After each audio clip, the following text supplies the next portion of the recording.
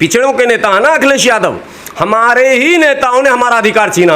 अरे भाई मैं मुस्लिम की बात मैं नहीं कर रहा हूँ, अब मैं तो अखिलेश यादव जी से पूछ रहा हूँ क्या पिछड़ा कोई नहीं था इस योग्य क्या? उनके चाचा बहुत दबंग और दिग्गज नेता थे, शिवपाल यादव को बना देते, मुसलमान स्वीकार भी कर लेता। चलिए पिछड़े में कोई योग्य नहीं था बकौल अखिलेश यादव के, तो दलित में बना देते। दलित भी योग नहीं है भैया, सब पिछड़ा आयोग है, दलित आयोग है, मुस्लिम को बना देते। सबसे ज्यादा विधायक सारा वोट ही मुसलमान का है इनके पास दूसरा वोट है ही नहीं, मैं जोर से बोल रहा हूँ। और गाली हम सुन रहे हैं, भाजपा ने कहा मुसलमानों ने धोखा दिया, तो मौका किसको दिया? फिर मौका किसको दिया?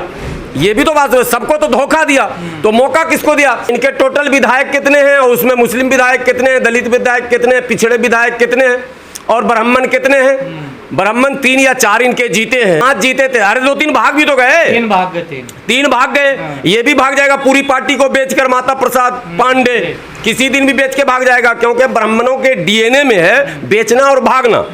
तोड़ो जोड़ो मोड़ो, ये उनके डीएनए में है, इतिहास है पूरा। मैं किसी जाति के खिलाफ नहीं बोल रहा हूँ, ये इसकी हिस्ट्री है ऑलरेडी। फूट डालो और राज करो का जब शासन था भारत में, तो अंग्रेज अकेला नहीं था, उसके साथ भी ब्राह्मण थे। और मुगल जब आया था तो उसके साथ भी ब्राह्मण थे, हम तो कहीं थे ही नहीं। लेकिन जब स्वतंत्र भारत में हमारी भूमिका की माने एक वो बनी कि अब हम भूमिका निभा सकते हैं, तो हमारे ही नेताओं ने, पिछड़ों के नेता है ना अखिलेश यादव, हमारे ही नेताओं ने हमारा अधिकार छीना। अरे भाई मैं मुस्लिम की बात मैं नहीं कर रहा हूँ, अब मैं तो अखिलेश यादव जी से पूछ रहा हूँ क्या पिछड़ा कोई नहीं था इस योग्य क्या? जब पीडीए था तो कोई पिछड़ा विधायक को आप विपक्ष का नेता बना देते, कम से कम उसका घर परिवार सुखी हो जाता। आपको पता नहीं है तो लोगों को बता दूं, लोगों को मैं बता दूं कि जो नेता विपक्ष होता है, लीडर ऑफ अपोजिशन होता है, वो सेकंड सीएम होता है। उसको फैसिलिटीज भी मिलते हैं, उसके तनख्वाह अलग होते हैं, उसकी सुविधाएं अलग होती है, उसका पद अलग होता है, उसका मर्तबा अलग होता है। तो ये चीज अगर पिछड़ों में जाता तो मर्तबा बढ़ता। उनके चाचा बहुत दबंग और दिग्गज नेता थे, शिवपाल यादव को बना देते, मुसलमान स्वीकार भी कर लेता। चलिए पिछड़े में कोई योग्य नहीं था बकौल अखिलेश यादव के, तो दलित में बना देते। दलित भी योग नहीं है भैया, सब पिछड़ा आयोग है, दलित आयोग है, मुस्लिम को बना देते। सबसे ज्यादा विधायक सारा वोट ही मुसलमान का है इनके पास दूसरा वोट है ही नहीं, मैं जोर से बोल रहा हूँ। और गाली हम सुन रहे हैं, भाजपा एक इंडिया टीवी चैनल है, सौरभ शर्मा एक शो कर रहा है 1 महीने से, 4 जून 2024 को रिजल्ट आया था ना, 5 जून से एक शो शुरू हुआ, वो अब तक चल रहा है, जिसमें रोज मुसलमानों के खिलाफ कहा जा रहा है मुसलमान ने मोदी को नहीं दिया, मुसलमान ने भाजपा को नहीं दिया, मुसलमान ने कहा मुसलमानों ने धोखा दिया, भाजपा ने कहा मुसलमानों ने धोखा दिया, तो मौका किसको दिया? फिर मौका किसको दिया? ये भी तो बात है, सबको तो धोखा दिया, तो मौका किसको दिया? बहन जी ने ये नहीं कहा कि यादवों ने धोखा दिया, भाजपा ने ये नहीं कहा कि यादवों ने धोखा दिया, सिर्फ मुसलमानों ने, मतलब मुसलमानों का ही 100% वोट है इनके पास। ठीक है, अब सवाल ये पैदा होता है कि मुसलमान को ही बना देते। 30 प्लस लगभग 34 विधायक हैं, 34 विधायकों में एक भी तो ऐसा होगा जो 5 बार 6 बार 7 बार जीता होगा, 4 बार जीता होगा, पढ़ा लिखा होगा, अलीगढ़ से, जामिया से, क्या कहते हैं, जेएनयू से, डीयू से, बीएचयू से, कहीं से तो पढ़ के आया होगा कि सब जाहिल अंगूठा टेक को इन्होंने टिकट दे दिया था। ये भी सवाल है। भारत के बहुजनों को राजनेताओं की भाषा को समझना पड़ेगा, राजनेताओं के नारे को समझना पड़ेगा। राजनेता जो बोलते हैं वो बाद में सिद्ध करते हैं।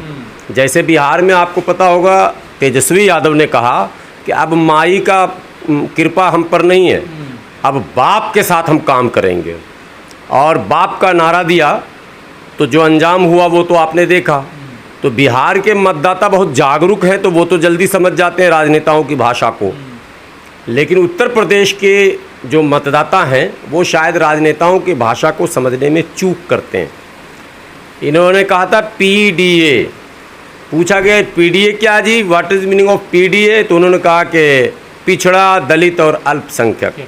तब आपके चैनल पर भी शायद या कई चैनलों पर हमने कहा था ये पीडीए में ए जो है ये अल्पसंख्यक नहीं है, ये अगड़ा है।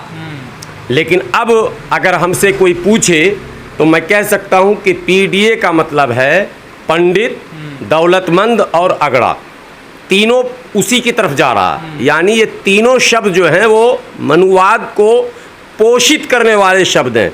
पीडीए का मतलब पंडित, वो तो अब साबित हो गया। और पी से पंडित है, डी से दौलतमंद, धन्ना सेठ, और ए से अगड़ा है।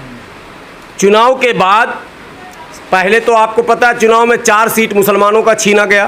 बेदायूं शेरवानी से छीन लिया गया और वो दे दिया गया चचेरे भाई, वो जो चाचा शिवपाल है उनके बेटा को, वो जीत गए वहाँ से।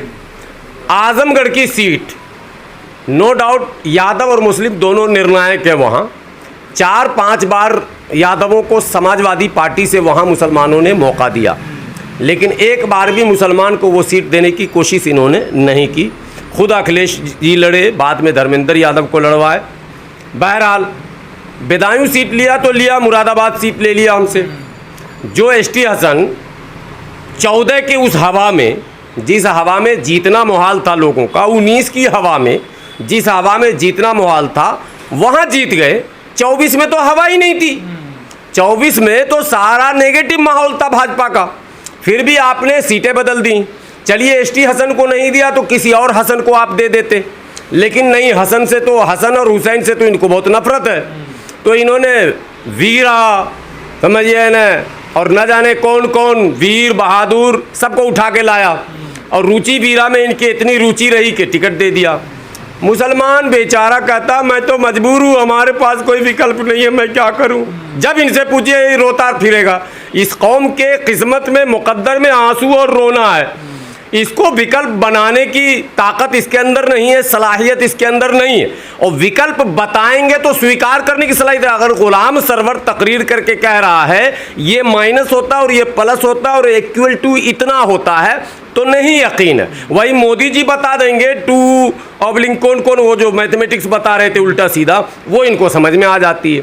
सारा मैथमेटिक्स ये समझते हैं, मगर मुसलमानों के जरिए बताए गए गुना भाग को ये नकारते हैं, इसीलिए ये दिन देखने पड़ते हैं उनको। तो वो सीट गई, मुरादाबाद गया, बेदायूं गया, पश्चिम में 4 सीटें गई।